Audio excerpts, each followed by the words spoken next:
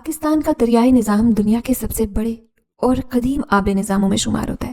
یہ 5 دریا سندھ، جہلم، چناب، راوی اور ستلج اپنے اپنے پہاڑی علاقوں سے نکلتے ہیں اور صدیوں پر محیط سفر کرتے آخرکار ایک دوسرے میں ضم ہو کر بحیرہ عرب میں جا گرتے ہیں۔ آئیے ان 5 دریاؤں کا یہ حیرت انگیز سفر دیکھتے ہیں۔ کون سا دریا کس مقام پر کتنے وقت میں گزرتا ہے، ایسی معلومات جو سیلاب سے بچنے میں مددگار ہو سکتی ہے۔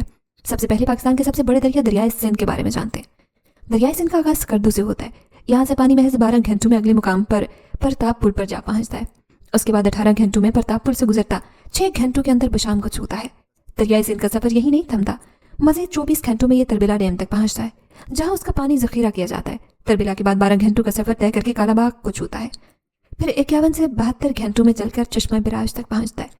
آخرکار یہ پانی توسا براج میں شامل ہو کر مزید آگے بڑھتا ہے۔ اس کے بعد بات کریں گے دریائے جہلم کی۔ یہ دریا مقبوضہ کشمیر سے شروع کر آزاد کشمیر سے بہتا کوہالہ کے مقام سے پاکستان میں داخل ہوتا ہے۔ کوہالہ سے نکلنے والا پانی 5 گھنٹوں میں پہلا پڑاؤ طے کرتے منگلا ڈیم میں پہنچتا ہے۔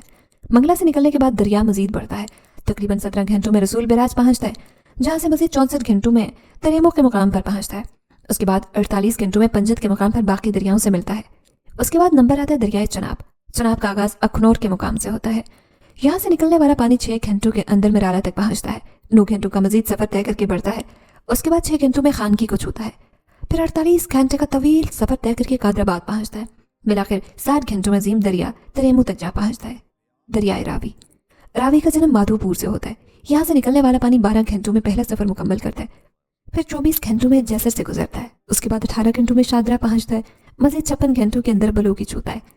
آخرکار 72 گھنٹوں میں پانی سندیانی تک پہنچتا ہے۔ اس کے بعد نمبر آتا ہے دریائے ستلج کا۔ یہ دریا بھارت کے پہاڑی علاقوں سے نکلتا ہے اور پاکستان میں داخل ہوتا ہے۔ سرحد پار کرنے کے بعد 24 گھنٹوں میں ہرکی کے مقام تک پہنچتا ہے، پھر 48 گھنٹوں میں GLC والا سے گزرتا ہے۔ اس کے بعد 42 گھنٹوں کا سفر کر کے سلیمانی تک آتا ہے۔ 72 گھنٹوں میں ہیڈ اسلام تک جا پہنچتا ہے۔ آخر میں ان سارے دریاؤں کا سنگم پنجت کے مقام پر ہوتا ہے۔ یہ سارے دریا بالآخر ایک جگہ جمع ہوتے ہیں جسے پنجت کہا جاتا ہے۔ پنجت سے پانی 6 گھنٹوں میں سرکی تک پہنچتا ہے، 48 گھنٹوں میں تریمو براج چھوتا ہے، 32 گھنٹوں کا سفر طے کر کے پنجت براج تک پہنچتا ہے۔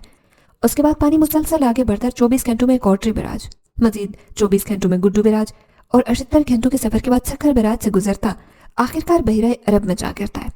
یہ ہے پاکستان کا شاندار دریائی نظام جو ہماری زراعت، توانائی اور روزگار کے لیے زندگی کی علامت ہے۔